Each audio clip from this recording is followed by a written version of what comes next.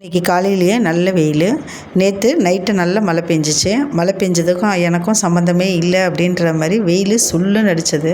எல்லா பக்கமும் நம்ம சுத்தமாக காலையில் வந்தோடனே பெருக்கி விட்டுருவோம். அதே போல் இன்றைக்கும் நம்ம அங்கங்கே குப்பை சேர்ந்துருந்தது எல்லாத்தையும் பெருக்கி விட்டுட்டு பிஞ்சு வெள்ளரி எல்லாத்தையும் நம்ம பறிச்சாச்சு. பிஞ்சு வெள்ளரியை சிலது நம்ம கண்ணுக்கு படாமல் பெரிய சைஸாக வளர்ந்துருந்தது. ஒரு அடி போல் இருக்கும், அவ்வளோ நீளமாக இருந்தது. 6 வெள்ளரிக்காய் போல் இருந்தது. எப்பயும் விட இந்த விட அதிகமாக இருந்தது. அதுவும் இல்லாமல் நம்ம பார்க்காம விட்டதுனால அந்த வெள்ளரிக்காயெல்லாம் நல்லா நீளமாக வளர்ந்துருந்தது. எல்லா வெள்ளரிக்காயும் பறிச்சாச்சு. ரொம்ப சின்ன பிஞ்சாக இருக்கிறத மட்டும்தான் இந்த வாட்டி விட்டு வச்சுருக்கு. நம்ம ஒரு நாள் பார்க்காம விட்டுட்டோம்னா அடுத்த நாள் நல்லா பெருசாக வளர்ந்துருது. நானே எதிர்பார்க்கல இந்த முறை வெள்ளரிக்காய் நமக்கு இவ்வளோ கிடைக்கும்னு. அதனால் நிறைய வெள்ளரிக்காய் இந்த வாட்டி நமக்கு அறுவடைக்கு வந்திருக்கு. வெள்ளரிக்காயை பறிச்சுட்டு அதுக்கப்புறம் இலைகள்லாம் பெருசாக இருக்கிற கீழேருந்து வர இலைகள் எல்லாத்தையும் நம்ம கட் பண்ணி எடுத்துடணும்.